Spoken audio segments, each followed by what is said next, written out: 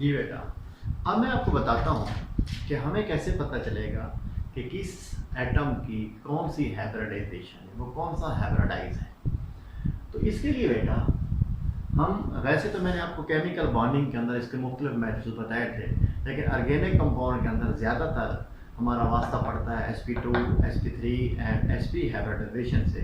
तो हम इसी इन हाइब्रिडाइजेशन को निकालने का मेथड क्या करते हैं, सीखते हैं। देखो बेटा, अगर हाइब्रिड ऑर्बिटल की तादाद 4 हो तो वो sp3 हाइब्रिडाइजेशन होती है। अगर हाइब्रिड ऑर्बिटल की तादाद 3 हो तो sp2 होती है। अगर हाइब्रिड ऑर्बिटल की तादाद 2 हो तो वो sp। अगर हाइब्रिड ऑर्बिटल की तादाद 4 हो तो sp3, अगर 3 हो तो sp2, अगर हाइब्रिड ऑर्बिटल की तादाद 2 हो तो वो क्या आ जाएगी, sp। और हाइब्रिड ऑर्बिटल की तादाद कैसे काउंट करेंगे, हम सिग्मा मान प्लस उसके लोन पेयर क्या कर लेंगे, काउंट कर लेंगे।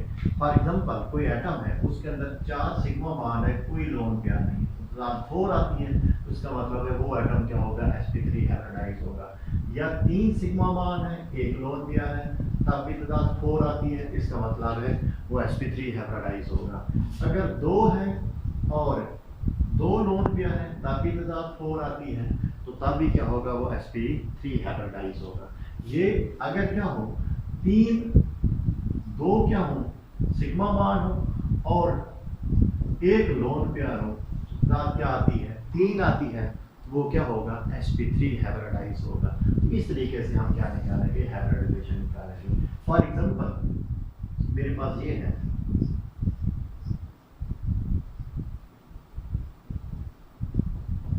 मैं इस कार्बन की हाइब्रिडाइजेशन निकालना चाहता हूँ। तो कार्बन के कितने सिग्मा मान बनाए हैं मैंने, 4। तो सिग्मा मान क्या हो गए हैं, 4 हो गए। अब मैं देखता हूँ लोन पेयर, कार्बन चौथे ग्रुप की है, 4 इसके वैलेंस शेल में इलेक्ट्रॉन होते हैं, 4 बॉन्ड बना रही है, तो इसका मतलब है इसके वैलेंस शेल के अंदर मजीद कोई इलेक्ट्रॉन नहीं है। तो लोन पेयर की तादाद क्या है, 0 है, तो टोटल तादाद क्या आती है, 4। तो इसका मतलब है कार्बन यहाँ पे क्या है, sp3 हाइब्रिडाइज है। अब अगर क्या करते हैं, ऑक्सीजन की मैं हाइब्रिडाइजेशन निकालना चाहता हूँ, तो बॉन्डिंग नेचर जो एलिमेंट की मैंने समझाई थी, अब आपको यहाँ पे क्या आएगी, काम आएगी।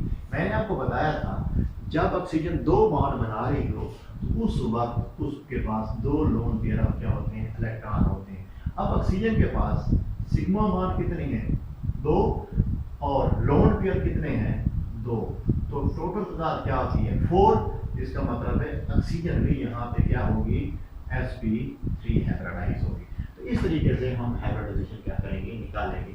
या हम क्या करते हैं, कार्बन, नाइट्रोजन और ऑक्सीजन की अगर हाइब्रिडाइजेशन निकालनी हो तो हाइब्रिडाइजेशन बराबर होती है sp3 minus number of pi bond. इस 3 में से आप पाई बॉन्ड क्या करते हैं, निकालते हैं। फॉर एग्जांपल इसमें देखें, कार्बन के कितने बॉन्ड है, इसके 4 बॉन्ड है, कोई पाई बॉन्ड नहीं है, तो sp3 माइनस 0 जब करेंगे तो जवाब क्या आएगा, sp3 ही आएगा। इसका मतलब है कार्बन की हाइब्रिडाइजेशन क्या है, sp3 है। अगर इसके साथ एक पाई बॉन्ड होता तो मैं लिखता sp3 माइनस 1 करता तो जवाब क्या आता, 2 आता, तो मैं कहता sp2 हाइब्रिडाइज, वो क्या होगी, कार्बन होगी। अब एक तो आपको हाइब्रिडाइजेशन निकालनी आनी चाहिए। फॉर एग्जांपल इसकी कैसे निकालेंगे, अब ये वाला अगर मैं मेथड करता हूँ तो sp3 माइनस इसके साथ एक पाई बॉन्ड नजर आ रहा है, तो इसकी हाइब्रिडाइजेशन क्या होगी, sp2। इसकी हाइब्रिडाइजेशन क्या होगी, sp3 माइनस एक पाई बॉन्ड नजर आ रहा है, तो इसकी हाइब्रिडाइजेशन भी क्या होगी, sp2। अगर मैं इस मेथड के थ्रू जाता हूं तो इसके गिर्द कितने सिग्मा बॉन्ड है, एक सिग्मा बॉन्ड है, एक सिग्मा बॉन्ड है, एक सिग्मा बॉन्ड है, तो 3 सिग्मा बॉन्ड है, कोई लोन पेयर नहीं है। हाइब्रिड ऑर्बिटल का पाई बॉन्ड के साथ कोई तल्लुक नहीं होता। हाइब्रिड ऑर्बिटल या तो अपने क्या करता है, सिग्मा बॉन्ड बनाता है, या अपने अंदर लोन पेयर ऑफ इलेक्ट्रॉन रखेगा, पाई बॉन्ड वो नहीं बनाता। तो 3 सिग्मा बॉन्ड है, कोई लोन पेयर नहीं है। जब क्या हो, हाइब्रिड ऑर्बिटल 3 हो, तो ये क्या होगी, sp2 हाइब्रिडाइज होगी। इसको देखें, sp3 माइनस इसके साथ कितने पाई बॉन्ड नजर आ रहे हैं, 2, तो माइनस करें तो जवाब क्या आएगा, sp। तो इसका मतलब है इस कार्बन की हाइब्रिडाइजेशन क्या होगी, sp होगी। इसमें देख, ये भी क्या होगी, sp होगी। इस कार्बन को देखें, कितने सिग्मा मान है, 4 है, तो सिग्मा मान क्या हो गया, 4, लोन पेयर क्या हो गया, 0, तो तादाद क्या आती है 4, तो ये क्या होगी sp3। इसमें देखें 2 सिग्मा बॉन्ड है, 2 लोन पेयर है, तो टोटल तादाद क्या होती है 4, तो ये भी क्या होगी sp3 होगी। इसी तरीके से आपने इन मॉलिक्यूल्स के अंदर जो एटम मैंने क्या कर दी है अंडरलाइन कर दी हैं, आपने इनकी हाइब्रिडाइजेशन भी निकालनी है। दूसरी बात ये है कि आपको जो हाइब्रिड ऑर्बिटल होगा, जो sp3 हाइब्रिड ऑर्बिटल होगा, उसकी शेप ऐसे होगी, इसको आपने याद रखना है। और जो sp2 हाइब्रिडाइज कोई भी एटम होगा उसकी शेप ऐसे होगी, और जो sp हाइब्रिडाइज एटम होगा, चाहे वो कार्बन का है, नाइट्रोजन का, ऑक्सीजन है, वो इस तरह का होगा। तो ये भी आपको आने चाहिए। फॉर एग्जांपल मैं क्या करता हूँ, इसके ऊपर क्या करता हूँ, ये हाइब्रिडाइजेशन का कंसेप्ट अप्लाई करता हूँ। इसकी मैं क्या करना चाहता हूँ, डायग्राम क्या करना चाहता हूँ, बनाना चाहता हूँ। ये देखें, एक कार्बन है, कितने सिग्मा बॉन्ड है 3, कोई लोन पेयर नहीं है, तो ये क्या होगी sp2। अब इसमें देखें, एक सिग्मा बॉन्ड है, 2 लोन पेयर है, 2 ये और 1 सिग्मा बॉन्ड, कितने हो जाएंगे 3, तो ये क्या हो जाएगी, ये भी क्या होगी sp2 क्या होगी हाइब्रिडाइज होगी। अब इसकी शेप कैसी होगी, इस जैसी होगी। तो पहले इसको बना लेते हैं। ये कार्बन, ये एक हाइब्रिड ऑर्बिटल, ये दूसरा हाइब्रिड ऑर्बिटल, ये तीसरा हाइब्रिड ऑर्बिटल। अब कार्बन के पास कितने इलेक्ट्रॉन होते हैं 4, एक इसके पास होगा, एक इसके पास, एक इसके पास। अब एक इसके पास, क्योंकि मैंने आपको बताया कि sp2 कार्बन होगी वो इस जैसी होगी, एक इसके ऊपर क्या होगा अनहाइब्रिड ऑर्बिटल, एक इलेक्ट्रॉन उसके पास, 4 पूरे हो। अब ये जो ऑक्सीजन है, ये कौन सी हाइब्रिडाइज है, sp2 हाइब्रिडाइज है, ये भी इस जैसी होगी। तो बनाए, ये ऑक्सीजन एक हाइब्रिड ऑर्बिटल, ये दूसरा हाइब्रिड ऑर्बिटल,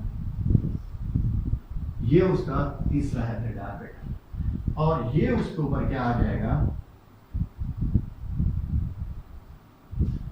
एक अनहाइब्रिड ऑर्बिटल आ जाएगा।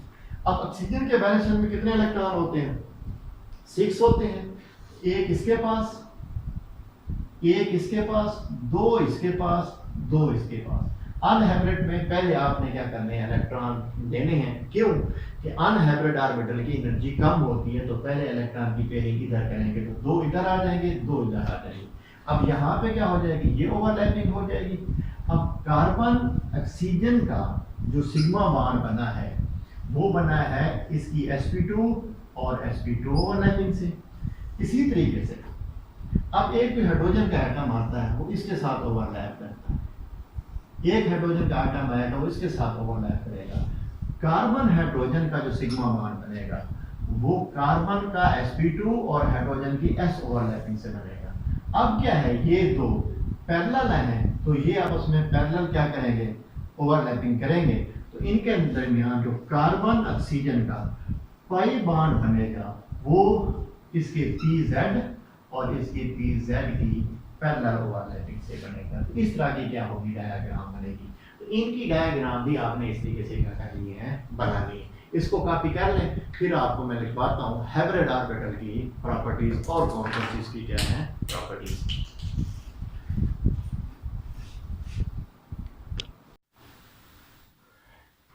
जी बेटा कर लिया कॉपी। अब मैं आपको पढ़ा देता हूँ कुछ कैरेक्टरिस्टिक्स ऑफ हाइब्रिड ऑर्बिटल्स, कि हाइब्रिड ऑर्बिटल की क्या क्या खसूसियात हैं। पहली बात तो ये है कि ये डीजनरेट ऑर्बिटल होते हैं, इनकी एनर्जी आपस में क्या होती है, सेम होती है, और इससे बनने वाले जितने भी बॉन्ड्स होते हैं इसलिए उनकी एनर्जी भी आपस में क्या होती है, सेम होती है। दूसरी बात ये है कि ये सिग्मा बॉन्ड बनाते हैं, इनका पाई बॉन्ड से कोई ताल्लुक नहीं होता। या तो अपने अंदर लोन पेयर ऑफ इलेक्ट्रॉन रखेंगे, या ये आप क्या करेंगे, सिग्मा बॉन्ड बनाएंगे, पाई बॉन्ड से इनका कोई लेना देना नहीं है। दूसरी बात ये है कि जब एटॉमिक ऑर्बिटल आपस में मिक्स होते हैं, हाइब्रिड ऑर्बिटल बनते हैं, तो हाइब्रिड ऑर्बिटल का ये जो लूप है ये लार्जर होता है, ये स्मॉलर लूप, ये क्या है लार्जर लूप। इस लार्जर लूप से ये बेटर ओवरलैपिंग करता है, ज़्यादा स्ट्रॉन्गर ओवरलैपिंग करता है, यानी कि इससे बनने वाला बॉन्ड जो है वो क्या होता है, स्टेबल होता है, स्ट्रॉन्गर होता है। अगर हम परसेंटेज ऑफ एस और पी कैरेक्टर की बात करें, अगर sp3 हाइब्रिडाइजेशन हो तो परसेंटेज इसमें s की 25% होती है, ये 75% है, क्योंकि इसके 3 हिस्से मिलने हैं, इसको क्या आना है, एक हिस्सा आना है। ये sp2 है, ये 33.3%, ये 66.6%, और sp के अंदर ये 50% और ये क्या होता है 50%। अगर हम इनकी रिलेटिव एनर्जी की बात करें तो s की एनर्जी सबसे कम होती है। जो जो p करेक्टर में क्या होता जाएगा इजाफा होता जाएगा, s करेक्टर क्या होते जाएंगे कम होते जाएंगे, रिलेटिव एनर्जी बढ़ती जाएगी। क्यों कि s जो है वो न्यूक्लियस के क्या होता है करीब होता है, इसलिए उसकी एनर्जी क्या होती है कम होती है। जब s ज्यादा था तो इसकी एनर्जी कम थी, जो जो s कम होता गया p बढ़ता गया तो उनकी रिलेटिव एनर्जी में क्या होता जाता है इजाफा होता जाता है। अगर हम बॉन्ड लेंथ पे इसका इफेक्ट देखें तो जितनी परसेंटेज अब एस करेक्टर ज्यादा होंगे जिस हाइब्रिड ऑर्बिटल में, वो बॉन्ड हमेशा छोटी लेंथ का शॉर्टर लेंथ का बनाएगा, बॉन्ड लेंथ क्या हो जाएगी कम हो जाएगी। और अगर बॉन्ड एनर्जी की बात करें तो जितने एस करेक्टर ज्यादा होते हैं उतनी बॉन्ड एनर्जी क्या होती है ज्यादा होती है, उतना बॉन्ड क्या होता है मजबूत होता है। और अगर इलेक्ट्रोनेगेटिविटी की बात करें तो जितने एस करेक्टर क्या होंगे हाइब्रिड ऑर्बिटल के अंदर ज्यादा होंगे, उतनी उस एटम की इलेक्ट्रोनेगेटिविटी में क्या हो जाएगा इजाफा हो जाएगा। फॉर एग्जांपल एक कंपाउंड है इथेन, इथीन है इथाइन, इसमें sp3 हाइब्रिडाइजेशन होती है, इसमें कार्बन का एटम sp2 हाइब्रिडाइज है, इसमें कार्बन क्या है sp। तो इसके अंदर s जो है वो 25% है, इसके अंदर s 33.3% है, इसके अंदर s जो है वो क्या है 50% है।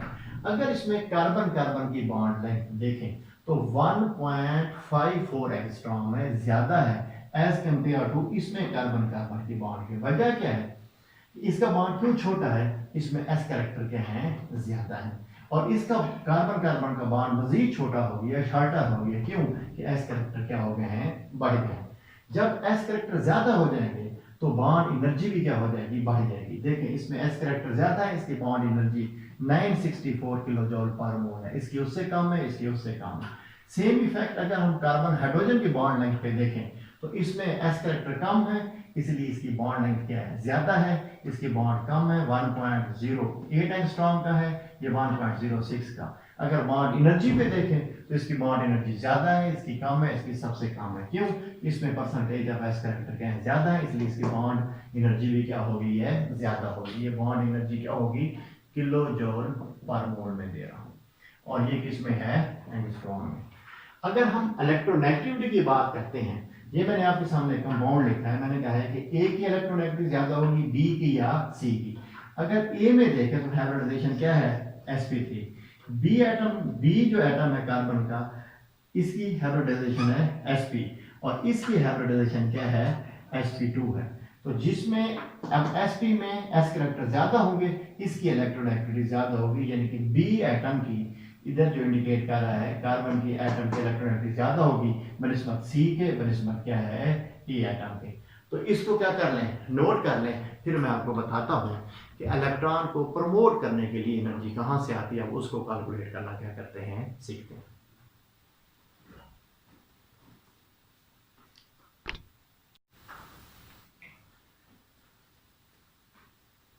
जी बेटा एट द एंड हम देखते हैं कि एनर्जी कहां से आती है 2s से 2pz के अंदर इलेक्ट्रॉन को प्रमोट करने के लिए। देखिए बेटा 2s से अगर हम एक इलेक्ट्रॉन को प्रमोट करना चाहती है कार्बन किसके अंदर 2pz के अंदर, तो उसको 96 किलो कैलोरी पर मोल एनर्जी की क्या होती है जरूरत होती है।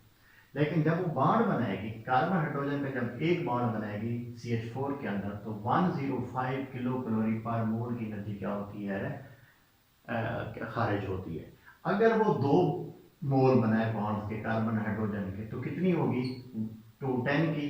अगर वो टेट्रावेलेंट बने तो 420 किलो कैलोरी पर मोल एनर्जी उसकी क्या होगी खारिज होगी। अब देखें बेटा जब वो अगर इलेक्ट्रॉन को एक्साइट नहीं करती यानी कि ग्राउंड स्टेट के अंदर रह के वो 2 बॉन्ड बनाती है तो टोटल एनर्जी जो खारिज होगी वो 210 की होगी, 2 बॉन्ड बनेंगे 210 किलो कैलोरी पर मोल्स।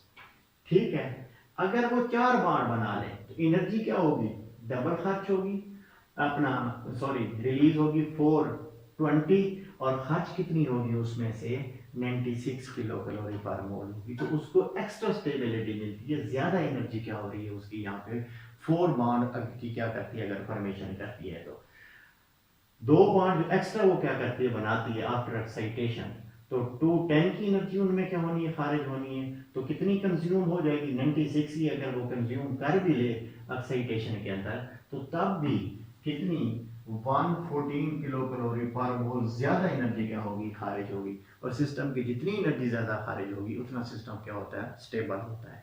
क्योंकि बॉन्ड फॉर्मेशन और एक्साइटेशन क्या हो रही होती है, इकट्ठी हो रही होती है। इधर ये एटम क्या, कार्बन का एटम बॉन्ड बना रहा होगा और अपने इलेक्ट्रॉन को भी क्या कर रहा होगा, एक्साइट कर रहा होगा। इधर जो एनर्जी खारिज हो रही होगी वही एनर्जी इसको एक्साइट करने में क्या हो रही होती है, खर्च हो रही होती है। ठीक है बेटा, इसको नोट कर लीजिएगा। कल इंशाल्लाह ताला कोई नेक्स्ट कोई न्यू टॉपिक में। ओके बेटा, अल्लाह हाफ़िज़।